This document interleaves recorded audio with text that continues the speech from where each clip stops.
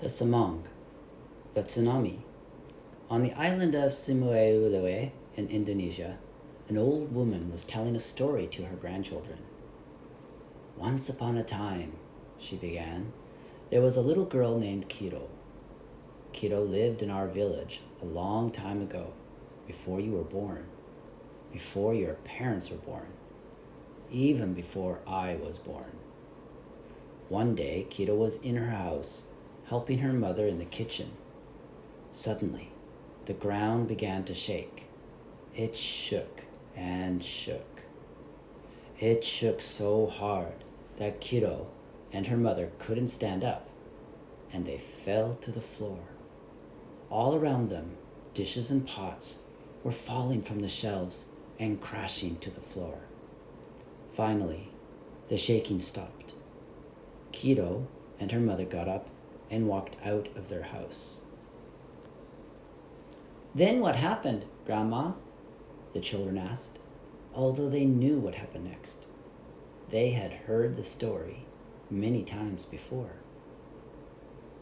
Kiro looked toward the beach, the grandmother continued, and she saw something she had never seen before. All the water was leaving the beach. It was going out toward the sea. Where there once had been a narrow beach, there was a wide beach. Beautiful, colorful fish were lying all over the beach. Some people were picking up the fish and putting them in baskets.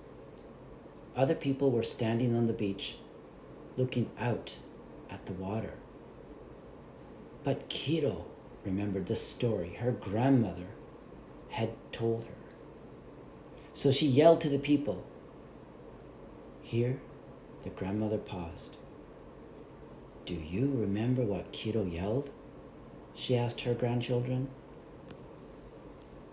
Run, the children answered. That's right. Kiro yelled, Run! Semong! Do you remember what a semong is? A big wave, the children answered.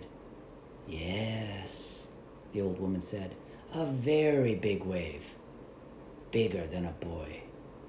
Bigger than a girl. Bigger than a house. Bigger than a palm tree. She continued the story. Run! Semong! Kiro yelled.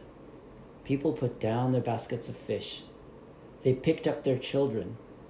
They ran to the hills behind our village.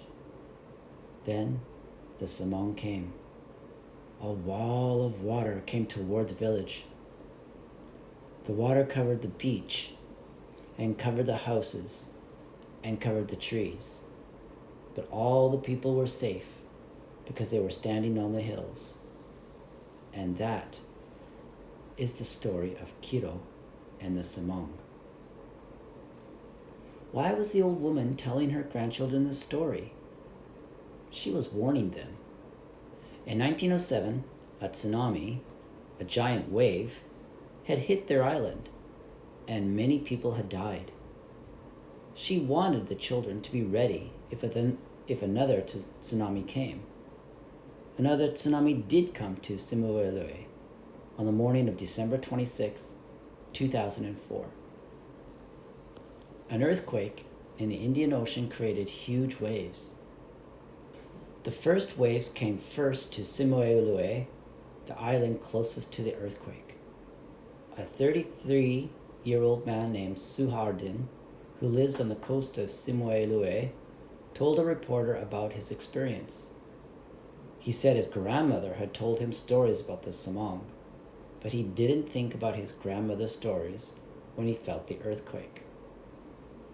Nothing had happened after an earthquake 3 years ago. Why would there be a Semong after this earthquake? But then a man ran past him yelling, Semong! Semong! Suhardin thought about his grandmother and decided to climb one of the hills behind his village. When he got to the top of the hill, hundreds of people were already there. and more people were climbing the steep hill. Some were helping old people up the hill, and some were carrying small children. Before long, everyone in the village was on top of the hill, looking out toward the sea. For 30 minutes, nothing happened. Then, just as Suharden was thinking about walking back down the hill, the water along the coast rushed out to the sea. After that, the first wave came. A wall of water over 30 feet, 10 meters, high crashed on the shore below. Suharden watched the water take his whole village out to sea. The tsunami of 2004 hit 14 countries, and more than 280,000 people died. But on the island of Simuelue, with 75,000 people, only 7 died. Why did so many people on Simuelue survive? They survived for 2 reasons.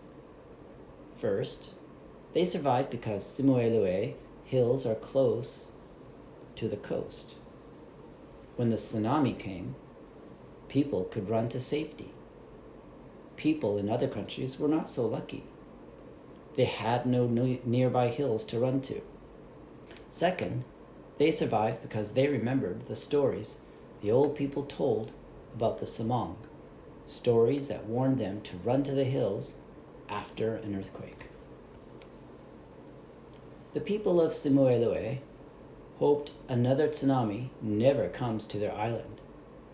But just in case, they will tell their grandchildren the story of the Semong.